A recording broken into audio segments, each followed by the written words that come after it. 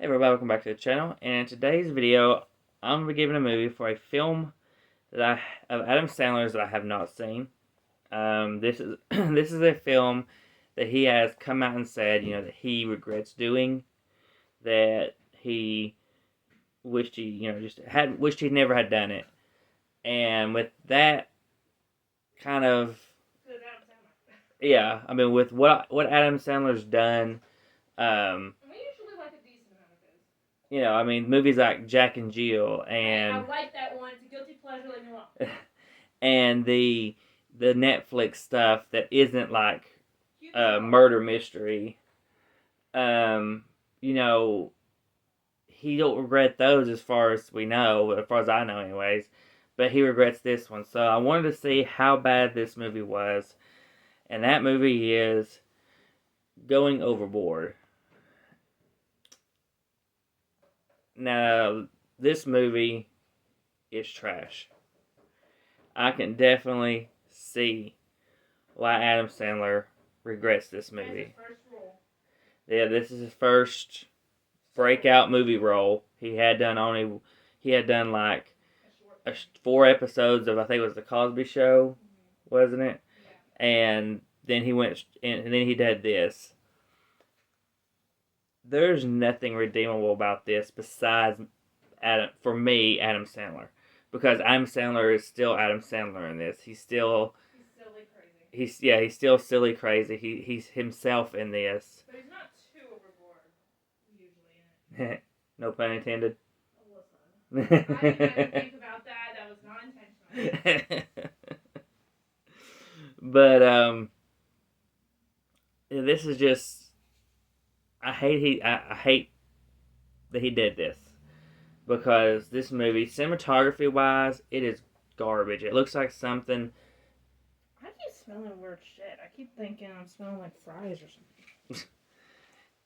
It's shot horribly. It looks like they shot it off of like a cell phone or something. There's times. It looks like a really bad homemade video footage camera. Yeah. Or like the one you carry like up on your shoulder. Yeah, like back then, yeah. Probably was, honestly. There was times where the corners, it looked like you could see where the lens was ending with the camera. Like, I don't know what was causing that to happen, but you'd have like the corners blacked out and kind of rounded as if you were seeing the camera lens or something. It's hard to explain. The camera lens cap was also sort of like halfway on there or something. It was weird. Yeah, I don't know. It was very weird. It was like rounded on the corners. But it was just so shitty cinematography. The acting was garbage, other than Adam Sandler. And what was the deal with the damn pageant girls? They done these like cutaway scenes like multiple times throughout the movie, because Adam Sandler basically is talking, or is breaking the fourth wall throughout the entire film. He's talking to the camera like he's talking to us for a good chunk of the movie. And it only works for certain things like Blue's Clues. Yeah. And there was times where he'd like look at the camera, he would like say something or ask a question, and it would cut away to these pageant girls from all over the world, and they would answer the question, and they would come back to the movie. And I'm just like, what? And then the storyline is just, it's all over the place. There's so many different things going on. I mean, I sort of knew what the movie was about, but then again, a big part of me was like, is there a point to this movie? Yeah, I mean, it's supposed to be him trying to break into the comedy business while on board this ship. But it feels like it's so messy that it feels like there's way more going on than what there really is. And what's your shot? Is that good or bad? That's a good thing. I have a headache. Oh. And it's even weird because towards the end you get these terrorist type guys that somehow, how to explain this? Basically, the movie starts with this guy going through videotapes, which are mostly porn tapes, until you get to one with Adam Sandler on it, and he puts, huh? The movie is basically supposed to be his tape. Yeah, he's supposed to be watching this movie on his TV, but yet somehow he sends the guys that he to into the movie somehow. I don't understand. It made no sense how they ended up when it's supposed to be a movie that this man's watching. How these it's not guys, like Fat Albert, where they go, you know what I mean? Yeah, it didn't make any sense. They just kind of show up, and it makes no sense whatsoever how they got into this film and you could tell it was like current time, even though it technically wasn't, because he's watching a movie, because he held his gun up and at the end like shoots the TV because the guys didn't succeed in kidnapping the woman on the what was she, Miss Australia, that was on board the ship. Yeah. And I will say that there was only one part, where I actually laughed because it was actually funny, and part of the reason I thought it was funny though is because it reminded me of what Dawson would do, because they were discussing back and forth and yelling at each other about what shirt they were going to wear. It was like pink and green, pink, green, and then they both just got really close to each other's face and was still yelling, and all of a sudden stopped and looked at each other and said, "Well, I guess you could do both," and then everything was fine. But yeah, I mean, that's the only part though. But then they screw it up because later on in the movie, when Adam's telling the girl, or I think it's the girl, why he was wearing the pink shirt, he completely said the opposite of the color he really wanted. It was because he wanted to wear the green. Yeah. The guy wanted him to wear the pink, but when he told the girl, he said that he wanted the pink, and the other guy wanted him to wear green. And it made no sense for him to switch it up, in my opinion. No, there's no point in lying about, or switching it. Yeah, I didn't understand why I don't know if that was accidental, if that was on purpose, why he switched it up. I don't know. And he wasn't, obviously, he was just starting out, so he wasn't actually part of creating or writing that movie. But I don't know who it was, but they need to go back and. Yeah, this movie's horrible. It was written and directed by Valerie Bremen. Whoever that is. I think it's how you say her last name. Breiman. But it has a decent. It has noticeable faces. You get Billy Zane. You get Billy Bob Thornton. What year did this come out? 89. Okay, so it was just barely before Titanic. Almost, I guess, 8 years before Titanic. But Peter Berg, I mean, you get noticeable people and faces throughout the entire film, but it's just not a good film. It's just garbage. It's terrible. It never should have been made. How this got greenlit, I do not understand. And it felt like it took forever to get through.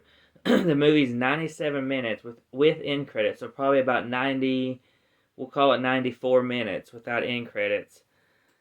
And it felt like we watched it for 3 hours because of how bad it was. And so in the end, I ended up giving this movie a 1 out of 5 solely based off of Adam Sandler, because IMDb has a 1.8 out of 10. Usually with Letterboxd, the lowest you can go is a 0.5. I would give it a 0 if I could. To chart it. I mean, like, if you want to score it, it's 0.5. So I give it a half a star for Adam Sandler, basically, to bump it up to 1 star. And yeah, she gave it a 0.5. She said she just said she'd give it a 0 if she could. This is his worst movie I've ever seen. It's worse than Jack and Jill. It's worse. I'm guaranteeing you it's worse than anything he's done on Netflix.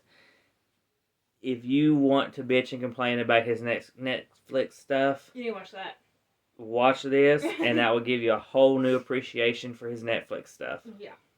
Because this movie is just that bad. So,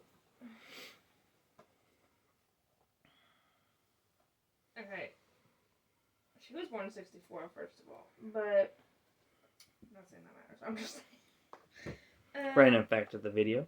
So the only thing, like the most popular stuff she's known for, which isn't big at all, is going overboard.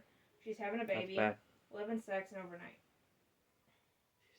I thought I've heard she's having a baby, but that after seeing this makes me want to see nothing of hers. The only other things she has done, like written wise, is Hamster and Gretel TV series from, actually that's recent, that's last year to this year. And then Fancy Nancy TV series, she's only in one episode's voice. Milo Murphy's Law, which is 20 episodes, that was back in 2018. Everything, it's just one, two, there's only actually two others that I didn't name off already. And then she's only been an actress in 15 things, and half of it is stuff she's written. To me, it's sad when your stuff is worse than Wild Eye titles. I've seen better Wild Eye titles than this. I don't agree all the time with that. And okay, Wild Eye sucks usually. Yeah. And I hate Wild Eye. I despise Wild Eye. But yeah, I do have to say this is probably worse. I mean, this is... in a different way, because it's not a horror movie, obviously, but it's pretty bad. You know, Trimark and whoever else greenlit this, I mean, this is... it should never have happened. It really shouldn't. I'm glad Adam Sandler still tended to get really big, though, after that, because after that, I don't know how he did.